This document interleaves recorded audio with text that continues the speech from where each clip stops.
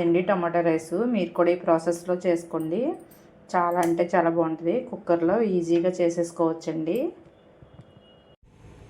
ముందుగా స్టవ్ వెలిగించుకుని కుక్కర్ పెట్టుకుని ఆయిల్ వేసుకోవాలండి. కొంచెం నెయ్యి కూడా వేసుకోవాలి, ఒక స్పూను. ఆయిల్ వేడైన తర్వాత సాజీర, చెక్క, లవంగ, యాలకి వేసుకోవాలండి. అవి కొంచెం ఫ్రై అయిన తర్వాత శనగపప్పు, మినపప్పు, ఆవాలు కూడా వేసుకోవాలి. అవి కొంచెం ఫ్రై అయిన తర్వాత ఎండుమిర్చి, కరివేపాకు వేసుకోవాలండి.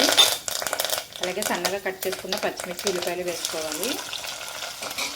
ఉల్లిపాయలు కలర్ మారేంత వరకు వేయించుకోవాలండి.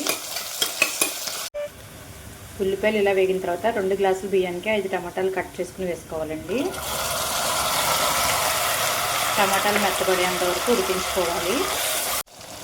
టమాటాలు ఇలా మెత్తబడిన తర్వాత అల్లం వెల్లుల్లి పేస్ట్ వేసుకోవాలండి. అల్లం వెల్లుల్లి పేస్ట్ పచ్చివాసన పోయేంత వరకు వేయించుకోవాలి.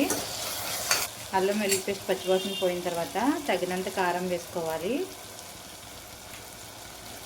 అలాగే రుచికి సరిపడా ఉప్పు వేసుకోవాలి. గరం మసాలా వేసుకుని ఒకసారి కలుపుకోవాలండి మొత్తం. ఇలా మసాలా అంతా వేగిన తర్వాత ముందే నానబెట్టుకున్న బియ్యాన్ని వేసుకోవాలండి.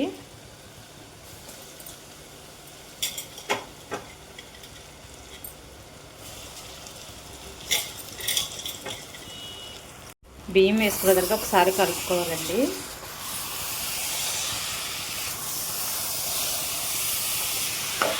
బియ్యం వేసుకున్నాక ఒకసారి కలుపుకొని గ్లాస్ బియ్యానికి 2 గ్లాసులు వాటర్ వేసుకోవాలండి. బాస్మతి రైస్ కాదండి ఇది, సోనా మైసూరు. గ్లాస్కి 2 గ్లాసులు వాటర్ పడుతుంది. వేసుకుని ఒకసారి కలుపుకొని కుక్కర్ మూత పెట్టుకుని 3 విజిల్స్ రానివ్వాలండి. ఇప్పుడు కుక్కర్ మూత తీసి చూద్దామండి.